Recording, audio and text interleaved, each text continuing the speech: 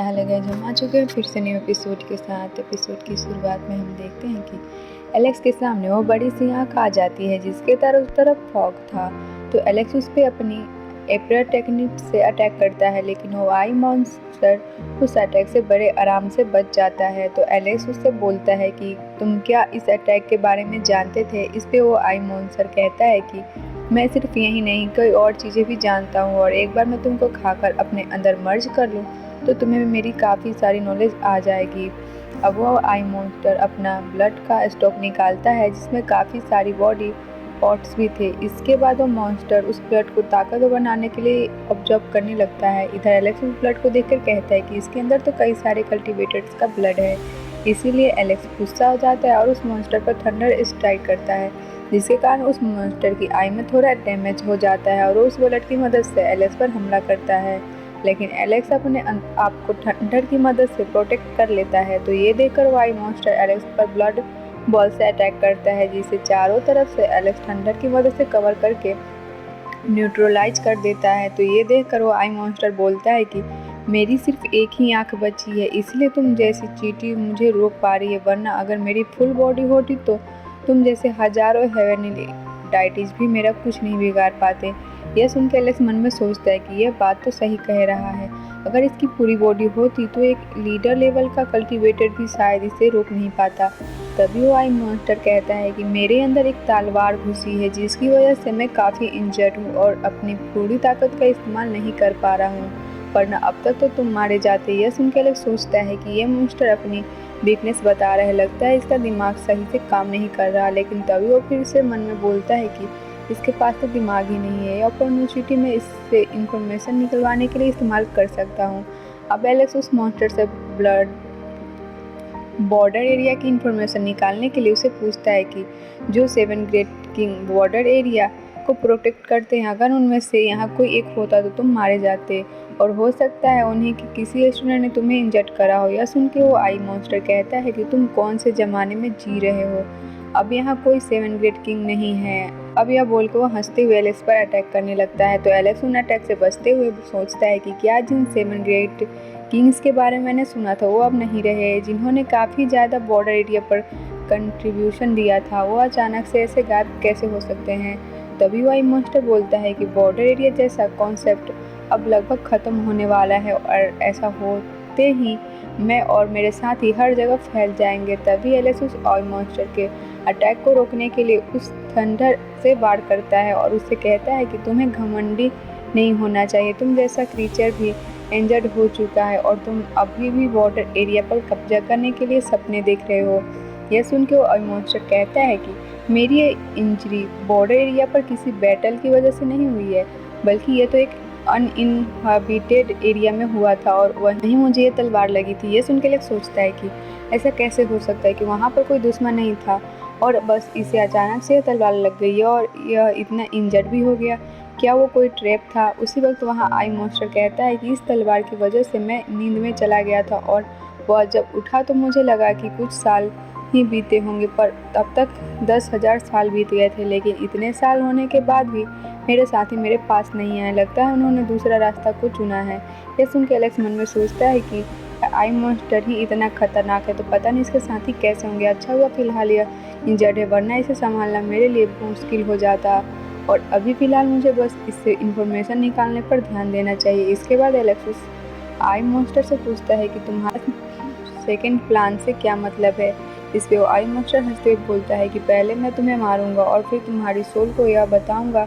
यह सुन के एलेक्स समझ जाता है कि अब लड़ाई का वक्त आ गया है, इसलिए एलेक्स वो गॉड लियो की स्पेशल टेक्निक का इस्तेमाल करता है और उससे उस आई मॉन्स्टर पर अटैक करता है, जिसे देखकर वो आई मॉन्स्टर बोलता है कि तुम्हें बिलोट्री की टेक्निक आती है, इसका मतलब वो अभी भी जिंदा है। यह सुनकर एलेक्स बोलता है कि तुम्हारे मरने के बाद भी वो जिंदा ही रहेगी। इसे आई मॉन्स्टर गुस्से में अपने टेक्निक से एलेक्स पर अटैक करता है। तो एलेक्स उसी तलवार की मदद से उस टेक्निकल्स के टुकड़े करने लगता है, जिससे उस मॉन्स्टर को थोड़ा दर्द होता है। उसी वक्त अचानक से जो तलवार उस मॉन्स्टर में थी वो एलेक्स की तलवार की वजह से चमकने लगती है, और जैसे ही ऐसा होता है वो मॉन्स्टर बोलता है कि इस तलवार के अंदर स्पिरिचुअल पावर थी, जिसकी वजह से मैं इसे निकाल नहीं पा रहा था। इधर एलेक्स को पता चलता है कि अब वो अपनी स्वॉर्ड से उस बड़ी स्वॉर्ड को कंट्रोल कर सकता है। अब एलेक्स उसे अपनी स्वॉर्ड से स्लैश अटैक करता है, जिसकी वजह से वो आई मॉन्स्टर मारा जाता है और उसकी सोल एलेक्स के पास आने लगती है, पर एलेक्स उसे भी अपनी स्वॉर्ड से ख़त्म कर देता है। जिसके बाद वो अपनी तलवार को देखते हुए बोलता है कि मेरी तलवार का ओरिजिन कोई आम नहीं है। साथ ही वो कहता है कि वह एकेडमिक एल्डर सही कह रहा था कि बॉर्डर एरिया पहले जैसा नहीं रहा, अब यहाँ बहुत खतरा है। मुझे अब जल्दी से जल्दी स्ट्रॉन्ग बनना होगा, क्योंकि जब डिजास्टर आएगा तब मैं खुद को और अपने लोगों को बचा सकूँ। अब एलेक्स वहाँ से निकल के आगे बढ़ने लगता है, जहाँ उसे आसमान में कई सारी थंडर बॉल्स दिखती हैं, जिनसे देखकर एलेक्स बोलता है कि यह किसी सुप्रीम मॉन्स्टर ने बनाई है और इसके अंदर एक माउंटेन जितनी थंडर पावर है। तभी एलेक्स देखता है कि वहाँ पर कई सारी लाशें भी थी, क्योंकि वो थंडर बॉल्स लगातार ज़मीन की तरफ अटैक कर रही थी। साथ ही एलेक्स की नज़र वहाँ एक लड़की पर जाती है जो इंजर्ड थी, तो एलेक्स उसके पास जाता है। उसके बाद वो लड़की एलेक्स से कहती है कि मेरा नाम जिंग जियान है और मैं लोटस क्लैन की फाउंडर हूँ। तभी एलेक्स को याद आता है कि वह उससे पहले भी मिल चुका है, इसलिए वो उसे कहता है कि तुम चिंता मत करो, मैं तुम्हें बचा लूँगा। तभी एलेक्स देखता है कि उस लड़की के ऊपर वाली थंडर बॉल अटैक प्रिपेयर करने लगती है, तो यह देखकर एलेक्स तुरंत ही अपना वीलो ट्री बाहर निकाल कर उन अटैक्स को रोकने की कोशिश करता है, लेकिन एक अटैक उसकी सोल को हिट कर जाती है। तो एलेक्स जल्दी से रिकार्नेशन टेक्निक से समय पीछे कर देता है और फिर अपनी सभी टेक्निक्स का इस्तेमाल करके उस अटैक को रोक लेता है। इसके बाद एलेक्स उस लड़की के पास जाता है जिनसे उनमें से कुछ अटैक लग गए थे, जिसकी वजह से वो निर्वाणा स्टेज में पहुंच गई थी। अब वो लड़की एलेक्स से कहती है कि मेरी मदद करो और मुझे इस जगह पर गाड़ दो। तो एलेक्स उससे कहता है कि क्या इससे अच्छा यह नहीं होगा कि मैं तुम्हें यहाँ से ले जाऊँ। यह सुनकर वो लड़की कहती है कि यह सही नहीं होगा, मुझे लगता है कि इस जगह पर केओस लोटस के होने का चांसेस है, इसलिए मैं यहीं रहकर उसे ढूंढना चाहती हूँ, इसलिए मुझे यहीं गाड़ दो। तो केओस लोटस का नाम सुन के एलेक्स पूछता है कि यह क्या चीज़ है। इस पर वो लड़की कहती है कि वो इस एरा से नहीं है, लेकिन जब वो लोटस अपने पीक स्टेज पर पहुंच जाएगा तब उसे लोटस ऑफ इटर्नल स्काई कहा जाता है और वो एक खास तरह का लोटस है। इसके बाद वो लड़की एलेक्स से बोलती है कि फ़िलहाल तो मुझे यहाँ गाड़ दो, गाड़ कर मेरी मदद करो और फ्यूचर में तुम्हारा एहसान ज़रूर चुका दूँगी। तो एलेक्स उसकी सोल को ज़मीन में गाड़ देता है और वहाँ से आगे निकल जाते हैं। अब 5 दिन बीत जाते हैं, जहाँ एलेक्स ऐसे जंगल में पहुँच गया था जहाँ बहुत ज़्यादा कोहरा था। साथ ही एलेक्स को इंजन्स भी हो रहे थे। तभी उसे ऐसा लगता है कि उसे किसी ने पीछे से धक्का मारा, इसलिए यह देखकर एलेक्स बोलता है कि यह टेस्ट तो बड़ा खतरनाक है, पता नहीं वो मोटा लड़का फिलहाल क्या कर रहा होगा। अब एलेक्स अपने स्पेशल आई की मदद से चारों तरफ देखने लगता है। तभी उसे इमोर्टल ओरा महसूस होता है, तो एलेक्स उसी डायरेक्शन की ओर तरफ जाने लगता है। जहाँ जाते हुए सोचता है कि क्या मैं अपनी डेस्टिनेशन की तरफ जा रहा हूँ या किसी इल्यूजन में फंस रहा हूँ। उसी वक्त वो एलेक्स की स्वॉर्ड फिर से बाहर आ जाती है, जिसका रीज़न एलेक्स को समझ नहीं आता। इसके बाद एलेक्स आगे चलने लगता है, जहाँ एक जगह पर वो एक लड़की को इंस्ट्रूमेंट बजाते हुए दिखता है, जिसके पास में ही एक दूसरी लड़की एक गोल्डन आर्मर वाले बंदे के साथ प्रैक्टिस कर रही थी। तो उस गोल्डन आर्मर वाले बंदे की स्वॉर्ड देखकर कहता है कि इसकी स्वॉर्ड इमोर्टल लाइट बोल्ट से बनी और हो सकता है मेरी स्वॉर्ड भी इसी मेटल से बनी हो, जिसकी वजह से ये फिलहाल ऐसा रिएक्ट कर रही हो। अब एलेक्स उन लोगों को ध्यान से देखने लगता है, जहाँ वो लोग देखते हैं कि वो इंस्ट्रूमेंट बजाने वाली लड़की काफ़ी सुंदर है और बाकी दोनों जने भी काफ़ी अच्छी फाइट कर रहे हैं। तभी उन तीनों की नज़र एलेक्स पर जाती है, तो एलेक्स उनसे कहता है कि मैं यहाँ आपकी फ़ाइट देख रहा था और मुझे सच में आपकी फ़ाइट काफ़ी ज़्यादा अमेजिंग लगी, इससे मैं काफ़ी इम्प्रेस हुआ हूँ और अगर आपको मेरी वजह से डिस्टर्बेंस हो रही है तो मुझे माफ़ कर देना। और इंस्ट्रूमेंट बजाने वाली लड़की मल्टी कलर फिकनेस में बदल कर एलेक्स के पास आती है और एलेक्स ये देखकर बोलता है कि ऐसे फिकनेस को शायद एक्सटिंक्ट हो गए थे, तो ये लड़की यहाँ कैसे हो सकती है कि ऐसा हो सकता है कुछ ऐसे फिकनेस आज भी जिंदा हो। तभी वो लड़कियों जने भी एलेक्स के पास आ जाते हैं। साथ ही उन लोगों के पास एक बेबी ड्रैगन थी जो भी वहाँ पहुँच जाता है। इसके बाद वो इंस्ट्रूमेंट बजाने वाली लड़की एलेक्स से पूछती है कि तुम कहाँ से हो। इस पर एलेक्स बोलता है कि मैं 300 कल्टिवेटर्स में से हूँ।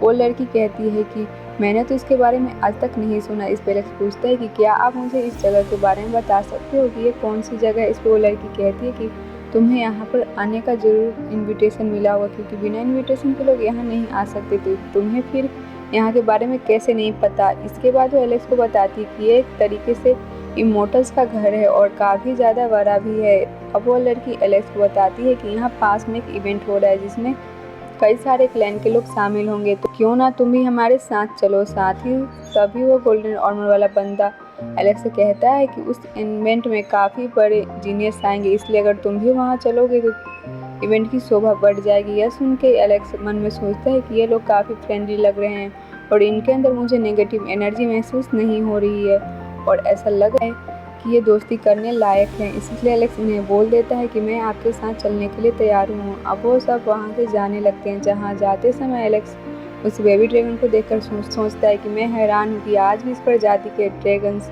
जिंदा हैं, लेकिन मुझे समझ नहीं आ रहा है कि ये सब आज भी जिंदा कैसे हैं, जबकि मैंने तो सुना है कि ये सब प्रजाति विलुप्त हो चुकी है। क्या मैं कोई सपना देख रहा हूँ? तभी वो इंस्ट्रूमेंट बजाने वाली लड़की एलेक्स से पूछते कि तुम थोड़ा कंफ्यूज लग रहे हो, क्या तुम्हें कोई प्रॉब्लम है?